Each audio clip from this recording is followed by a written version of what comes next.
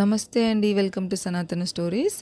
మనము భాద్రపద శుద్ధ ఏకాదశి విశిష్టత ఏంటో తెలుసుకున్నాము. అలాగే ద్వాదశిన ఆ విష్ణుమూర్తి 5వ అవతారమైన వామన అవతారము అవతరించిన రోజు అని కూడా తెలుసుకున్నాము. ఇప్పుడు ఆ కథ వినబోతున్నాం.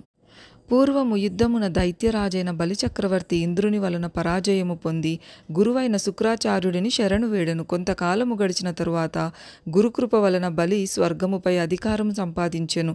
దీంతో అధికార విహీనుడైన ఇంద్రుడు అదితిదేవిని శరణు కోరాడు. ఇంద్రుని పరిస్థితి చూసిన అదితిదేవి దుఃఖించి పయోవ్రతానుష్ఠానము చేసింది. ఆ వ్రత చివరి రోజున భగవానుడు ప్రత్యక్షమై అదితితో, దేవి చింతించవద్దు, నీకు నేను పుత్రునిగా జన్మించి ఇంద్రునికి చిన్న తమ్మునిగా ఉండి వానికి శుభము చేకూర్చెదనని పలికి అదృశ్యమయ్యారు. ఇలా అదితి గర్భమున భగవానుడు వామన రూపమును జన్మించెను. భగవానుని పుత్రునిగా పొందిన అదితి సంతోషమునకు అంతులేదు. భగవానుని వామనుడగు బ్రహ్మచారి రూపమున దర్శించిన మహర్షులు దేవతలు ఎంతో ఆనందించిరి. వామనమూర్తికి ఉపనయన సంస్కారములు గావించారు. ఒకసారి బలిచక్రవర్తి భృగుకుచ్చమను చోట అశ్వమేధ యజ్ఞము చేయిస్తున్నాడని వామన భగవానుడు విని అచ్చటికి వెళ్ళెను.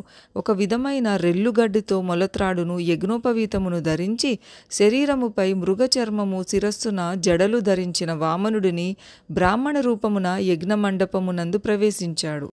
అట్టి మాయామయ బ్రహ్మచారి బ్రాహ్మణ రూపమున చూసిన బలి హృదయము గద్గదమై వామన భగవానుడిని ఉత్తమ ఆసనమైన కూర్చుండపెట్టి పూజించెను. ఆ తరువాత బలి వామనుని ఏదైనా కోరుకోమని అడుగగా వామనుడు 3 పాదముల భూమిని అడిగెను. శుక్రాచార్యుడు భగవానుని లీలలను గ్రహించి దానము వద్దని బలిని ఎంత వారించినా బలి గురువు మాటను వినలేదు. అంతేకాకుండా దానముసుగుటకు సంకల్పము చేసేందుకు జలపాత్రను ఎత్తెను.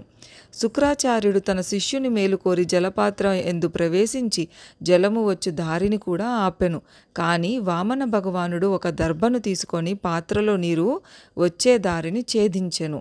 దీంతో శుక్రాచార్యునకు ఒక కన్ను పోయెను. సంకల్పము పూర్తి అయిన వెంటనే వామన భగవానుడు ఒక పాదమును పృథ్విని, 2వ పాదముతో స్వర్గలోకమును కొలిచెను. 3వ పాదమునకు బలి తనకు తానే సమర్పితుడయ్యాడు. ఇది ఆ వామన అవతారం యొక్క విశిష్ట కథ. జై శ్రీమన్నారాయణ.